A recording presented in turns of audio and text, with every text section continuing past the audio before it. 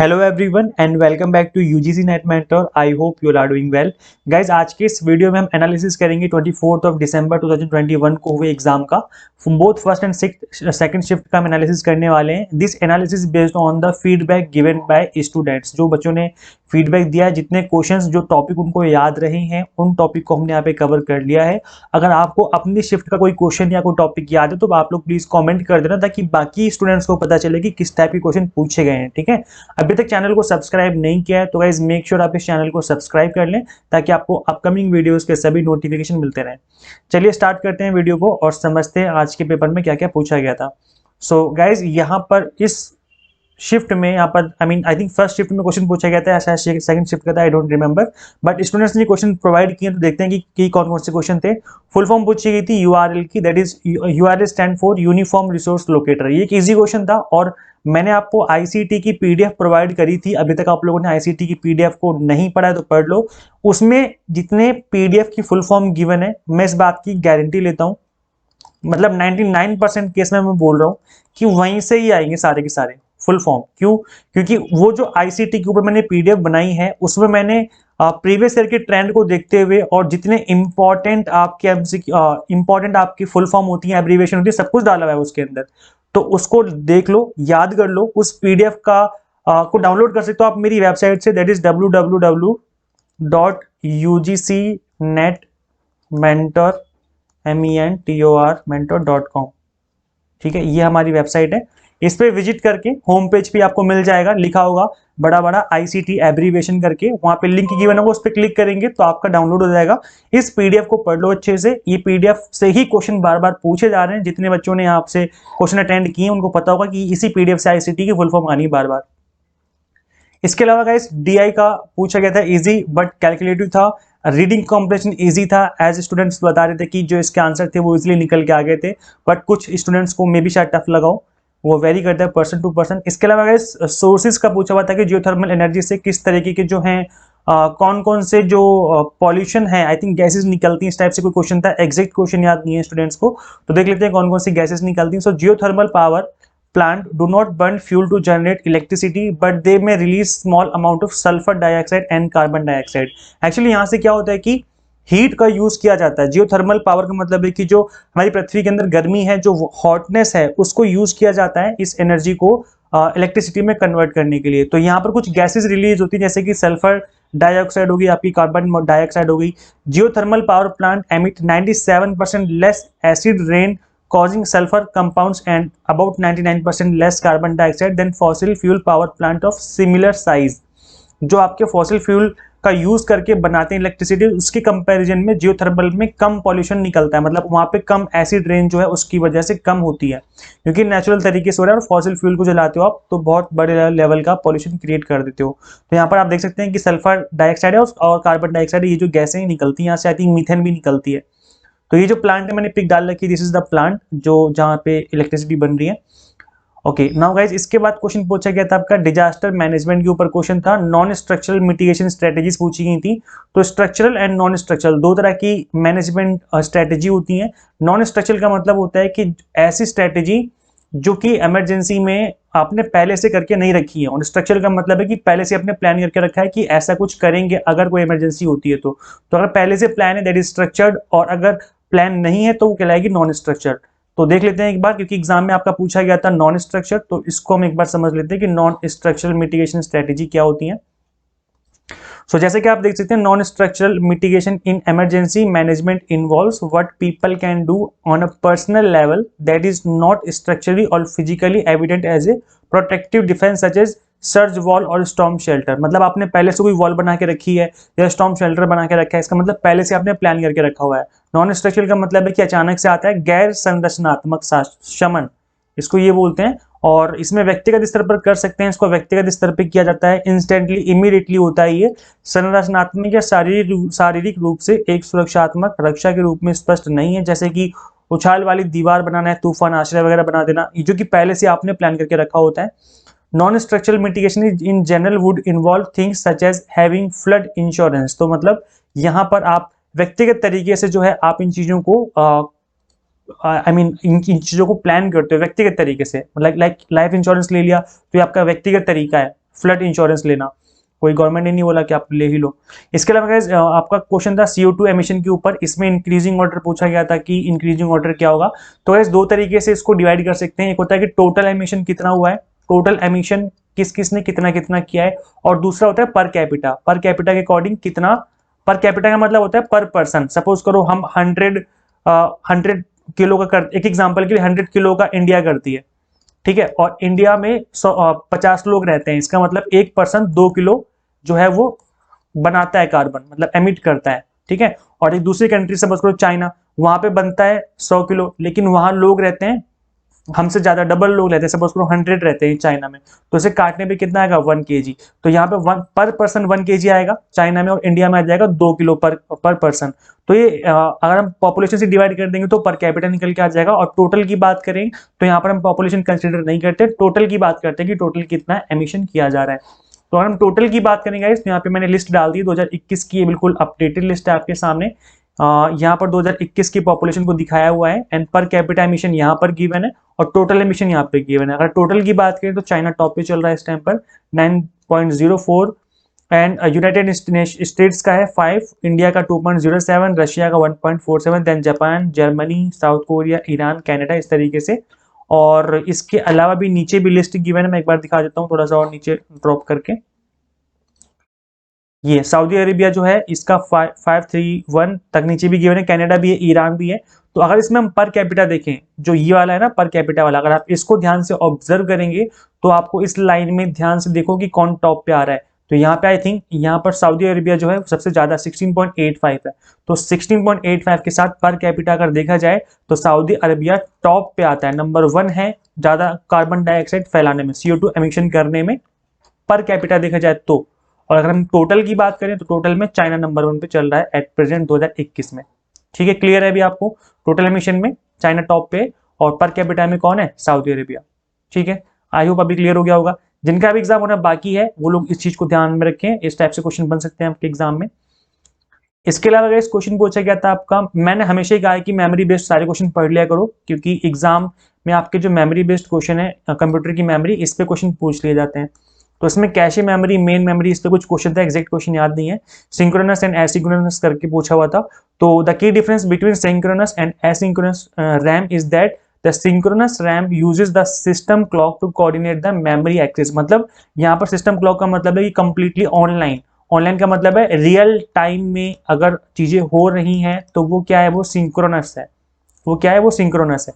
और अगर एसिंक्रोनस क्या होता है, अगर सिस्टम क्लॉक का यूज नहीं किया जा रहा, नॉट यूज, मतलब ऑफलाइन अगर आप हो और उस केस में भी काम हो रहा है, इसका मतलब वो क्या है, वो एसिंक्रोनस कहलाएगा। ठीक है, तो अगर हम रियल टाइम में कर रहे हैं, सिस्टम क्लॉक का घड़ी का यूज करके, लैपटॉप या फिर कंप्यूटर की घड़ी का यूज करके काम किया जा रहा है, दैट इज सिंक्रोनस, और विदाउट क्लॉक यूज किया जा रहा है, दैट इज एसिंक्रोनस। ठीक है, तो दो तरह की मेमोरीज होती हैं, इस तरीके से आप सिंक्रोनस और सिंक्रोनस में डिवाइड कर सकते हैं इन चीजों को। इसके अलावा स्वयं पे क्वेश्चन पूछा हुआ था, स्वयं में क्वेश्चन था, एग्जैक्ट क्वेश्चन याद नहीं है, हाँ ये क्वेश्चन था, याद आ गया। प्रिंसिपल्स पे क्वेश्चन पूछा गया था कि स्वयं के प्रिंसिपल्स क्या हैं। तो गाइज ये मैंने कितनी बार आपको समझाया हुआ है, जो मेरी प्रीमियम क्लासेस हैं यूट्यूब पे, जो मेरी प्रीमियम क्लासेस अवेलेबल हैं, उन क्लासेस में भी मैंने इसके बारे में बात की हुई है कि स्वयं की 3 जो हैं वो आपके प्रिंसिपल होते हैं, एक्सेस होता है, इक्विटी होता है, एंड क्वालिटी होता है। जिन बच्चों के पास मेरे नोट्स अवेलेबल हैं वो भी इन क्वेश्चंस का आंसर इजीली कर पाएंगे, बिकॉज मैंने टोटल फैक्ट बेस्ड जो है मैंने उन चीजों को नोट्स में डाला हुआ है। मतलब बहुत ज्यादा कॉम्प्रिहेंसिव नोट्स नहीं है, ऐसा नहीं कि स्वयं के बारे में भर भर के लिखा है, 40-50 पेजेस भर दिए इसी के बारे में ही, ऐसा नहीं है। जो इंपॉर्टेंट चीजें हैं टू द फैक्ट, जैसे कि स्वयं कब बना, कैसे बना, इसके प्रिंसिपल्स क्या हैं, फंक्शंस क्या हैं, इस तरीके से जो फैक्ट बेस्ड चीजें हैं उनको टू द पॉइंट, लाइनर जैसे ना पॉइंटर जो गिवन होते हैं, इस तरीके से नोट्स में गिवन है। तो जिन बच्चों के पास नोट्स हैं उन्होंने इनको जो है इजीली कर लिया होगा। अब गाइज नोट्स जो है वो हार्ड कॉपी में अवेलेबल है मेरे, वो सॉफ्ट कॉपी में नहीं है पेपर 1 के लिए। तो आप इन नोट्स के रिगार्डिंग इस नंबर पे आप मुझे व्हाट्सएप कर सकते हैं। इस नंबर पे मैं आपको, जब आप मुझे व्हाट्सएप करेंगे तो मैं आपको डिटेल और साथ ही डेमो नोट्स दोनों शेयर कर दूंगा। आप इन नोट्स को खुद से गो थ्रू कर सकते हैं, अगर आपको अच्छे लगे तो आप परचेज भी कर सकते हैं। ये इंग्लिश मीडियम में भी है, हिंदी मीडियम में भी है, पेपर 1 एंड कॉमर्स दो ही अवेलेबल है, पेपर 1 अवेलेबल है, कॉमर्स दो ही नोट्स है वो अवेलेबल है। तो अगर आप इन 2 सब्जेक्ट के चाहते हैं तो ये नोट्स आपको अवेलेबल हो जाएंगे। चलिए गाइस आगे बढ़ते हैं। अगर हम आगे देखें तो ये स्वयं, ये हिंदी में मैंने बता दिया है जो हिंदी वाले बच्चे हैं कि 3 प्रमुख सिद्धांत हैं, पहुंच, इक्विटी और गुणवत्ता। 3 चीजों की बात की जा रही है दैट इज स्वयं में। हम डिजिटल हो गए हैं, लेकिन यहाँ पर हम भी क्वालिटी की बात कर रहे हैं कि क्वालिटी मेंटेन रहनी चाहिए।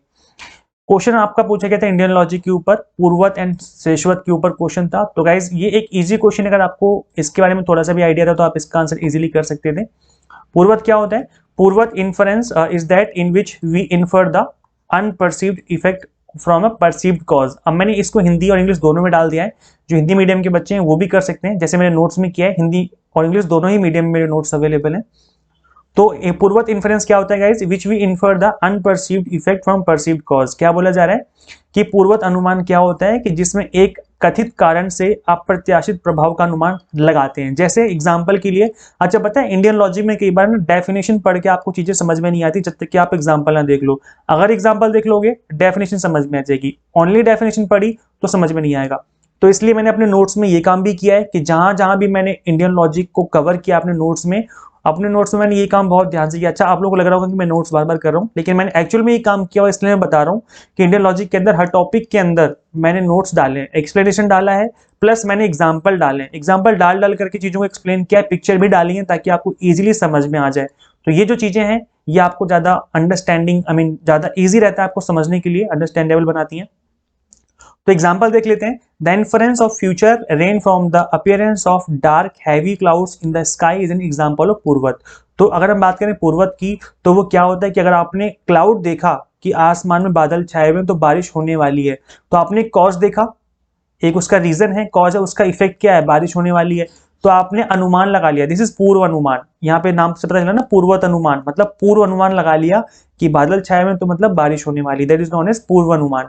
तो ये इसका एक एग्जाम्पल हो जाएगा, इसको बोलते हैं हम लोग पूर्वत, मतलब फ्यूचर में होने वाली चीज का अनुमान आपने लगा लिया।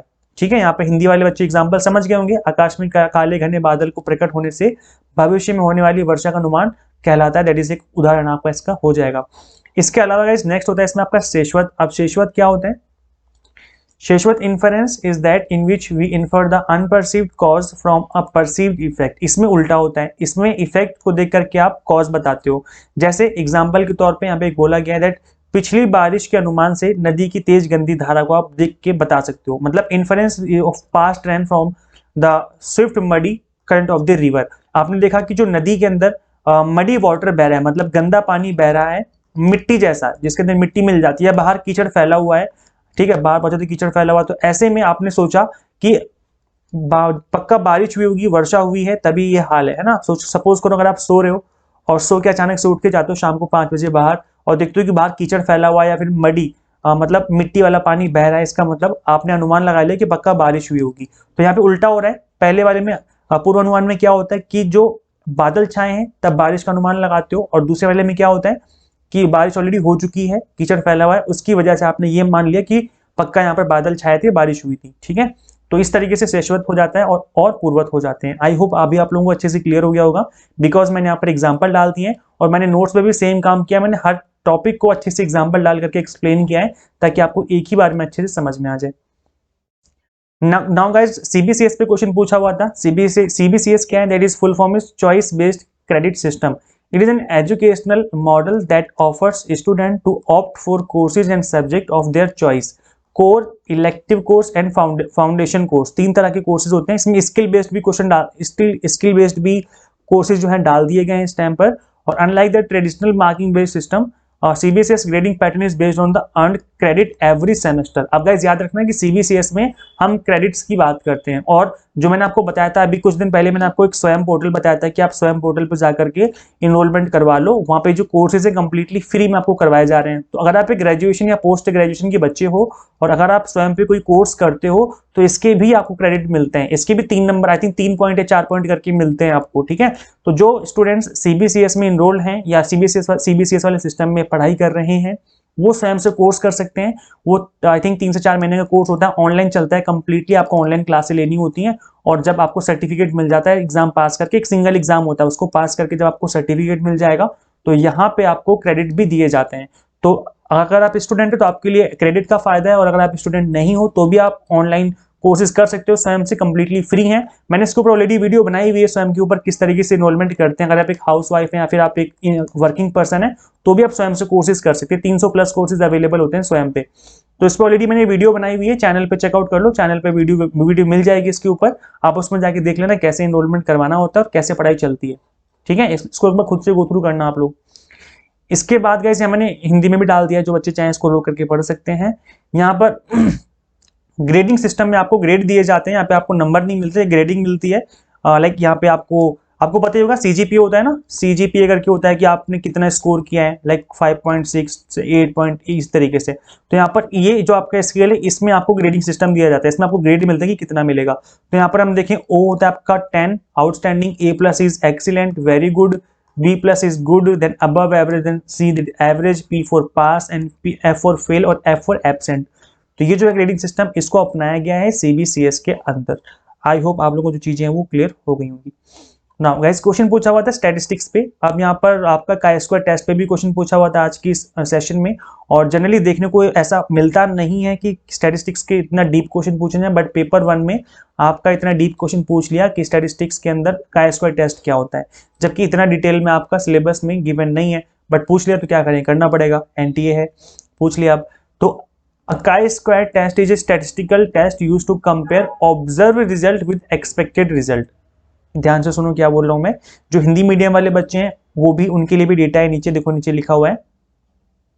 हाँ अभी आपको दिख रहा होगा स्क्रीन पे कंप्लीट कि एक chi-square, ये chi-square नहीं, chi-square पढ़ते हैं, इसको क्या बोलेंगे, इसको हम chi पढ़ते हैं। ठीक है, chi-square परीक्षण एक सांख्यिकी परीक्षण है जिसका उपयोग अपेक्षित परिणामों के साथ देखे गए परिणामों की तुलना करने के लिए किया जाता है। दिस इज द डेफिनेशन, ये आपकी chi-square टेस्ट की डेफिनेशन है कि क्यों यूज करते हैं इसका।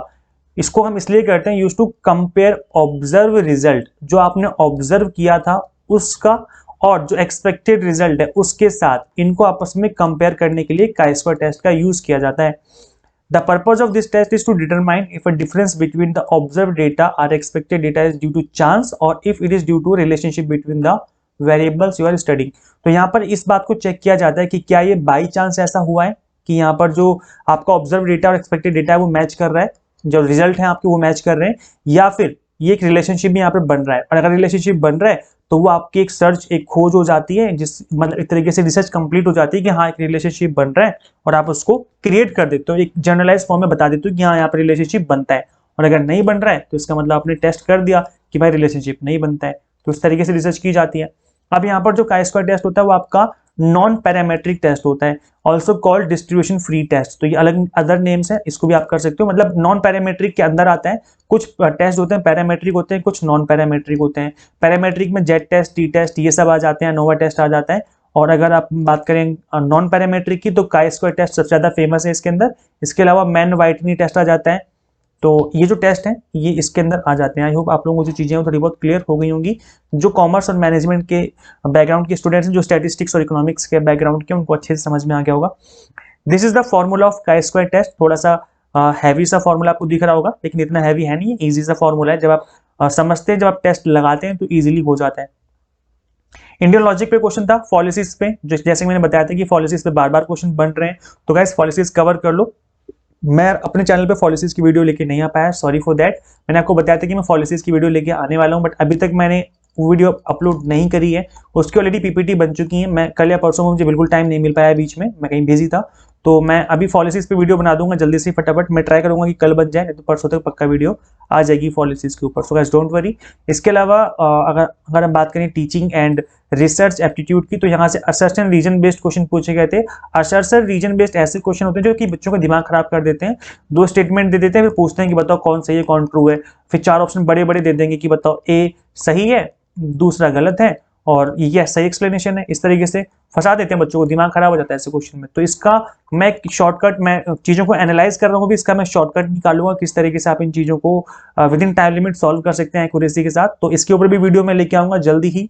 इस पर थोड़ा सा रिसर्च कर लेता हूँ मैं, और फिर उसके बाद मैं वीडियो लेके आऊँगा। यहाँ पर गाइज ये मैंने एक वीडियो बनाया था जिसमें मैंने आपको बताया था कि 100% श्योर टॉपिक्स कौन कौन से हैं, लिख के ले लो, ये टॉपिक आएंगे। क्यों? क्योंकि ये अभी जो एग्जाम हुए हैं रिसेंटली, इन्हीं एग्जाम के एनालिसिस के ऊपर मैंने बताया था कि जो टॉपिक हैं बार बार रिपीट हो रहे हैं, और क्योंकि क्वेश्चन रिपीट नहीं हो रहे, टॉपिक रिपीट हो रहे हैं बार बार, तो उन टॉपिक को आप देख लो। अगर अभी आपकी क्लास, अभी आपका एग्जाम होने वाला है, 10 मिनट की छोटी सी वीडियो है। अगर अभी आपका एग्जाम होने वाला है, अभी एग्जाम नहीं हुआ है, तो इस वीडियो को देख लेना। मैं इस वीडियो का लिंक इसी वीडियो के डिस्क्रिप्शन बॉक्स में दे दूंगा, नहीं तो आप चैनल पर जाके भी गो थ्रू कर सकते हो। ये 100% श्योर टॉपिक्स हैं, यहाँ से बार बार क्वेश्चन एग्जाम में बन रहे हैं। इसके अलावा अगर क्वेश्चन पूछा गया था आपका question on steps on research, research के कितने स्टेप्स होते हैं, तो इसके ऊपर ऑलरेडी मैंने वीडियो लेक्चर बनाया हुआ है। अभी तक आप जिन बच्चों ने देख लिया होगा वो 100% इस क्वेश्चन को करके आए होंगे। आप देख सकते हैं this is the class number 18 है, प्रीमियम क्लासेस की steps in research process. Already मैंने एक्सप्लेन कर दिया है अच्छे से, तो अभी तक आपने नहीं देखा है तो देख लेना। मैं प्रीमियम क्लासेस की जितनी भी क्लासें हैं, मैं कंप्लीट प्लेलिस्ट का जो लिंक है इसी वीडियो के डिस्क्रिप्शन बॉक्स में दे दूंगा। कंप्लीटली फ्री में क्लासें हैं अवेलेबल, कंप्लीटली फ्री हैं, क्वालिटी बेस्ड क्लासें हैं, और अभी तक आप लोगों ने नहीं देखा तो देख लो, बहुत इंपॉर्टेंट क्लास है। छोटी छोटी क्लासें 15-15, 20-20 मिनट की, यहाँ पे आपके अच्छे से रिवीजन हो जाएगी। और इसके अलावा मेथड्स ऑफ रिसर्च भी मैंने इसमें एक्सप्लेन किए थे। हमने यूनिट 2 को अच्छे से कवर किया, इसके अंदर आप देख लेना, गो थ्रू कर लेना खुद से। और ये हमारी इंडियन लॉजिक की क्लास है, क्लास नंबर 36 प्रीमियम क्लासेस की। क्लास नंबर 37 जो है ये हमारी एमसीक्यूज की क्लास है, ये हमारी एमसीक्यूज की क्लास है, क्लास नंबर 36 और क्लास नंबर 37। तो इनको भी आप गो थ्रू कर सकते हो। इंडियन लॉजिक की ऊपर क्लासेस हमने ले रखी हैं। और गाइज अभी तक आप लोगों ने नोट्स के लिए इंक्वायरी नहीं करी, तो नोट्स के लिए आप मुझे व्हाट्सएप पे मैसेज करेंगे तो वहाँ पे रिप्लाई कर दूंगा मैं, 8802919803, दिस इज द नंबर। इस पर आप मुझे व्हाट्सएप करेंगे तो मैं आपको यहाँ पर कंप्लीट डिटेल शेयर कर दूंगा, नोट्स की डेमो नोट्स भी शेयर कर दूंगा, और साथ ही मैं आपको डिटेल बता दूंगा कि कितनी फीस है, क्योंकि यहाँ पर कुछ मेहनत लगी, बहुत काफ़ी टाइम से रिसर्च करके नोट्स को बनाया गया है। एक टॉपिक को अच्छे से एक्सप्लेन किया गया है, एग्जाम्पल डाले गए हैं, पिक्चर डाली गई हैं, ताकि आपको अच्छे से समझ में आ जाए। तो बुक्स के जैसे नहीं है, जैसे बुक्स होती हैं बहुत कॉम्प्रिहेंसिव होती हैं, आप पढ़ते रहते हो फिर भी एग्जाम में कुछ नहीं फंसता है। लेकिन यहाँ पे क्या है, कंप्लीटली रिसर्च करके बनाया गया है, कि कंप्लीटली एग्जाम टारगेटेड बेस्ड का मतलब यही है कि हमने पहले ऑब्जर्व किया कि किस तरीके से टॉपिक को कवर करते हैं क्वेश्चन में, एग्जाम में किस तरीके से टॉपिक को कवर किया जाता है। इन चीज़ों को ध्यान में रख करके इन नोट्स को क्रिएट किया गया है। So completely exam targeted based notes हैं। आप इन नोट्स के रिगार्डिंग इंक्वायरी कर सकते हैं व्हाट्सएप पे मैसेज करके, ठीक है। सो इस वीडियो लेक्चर में इतना ही, मिलते हैं नेक्स्ट वीडियो में। Till then keep watching UGC NET mentor. Thank you so much.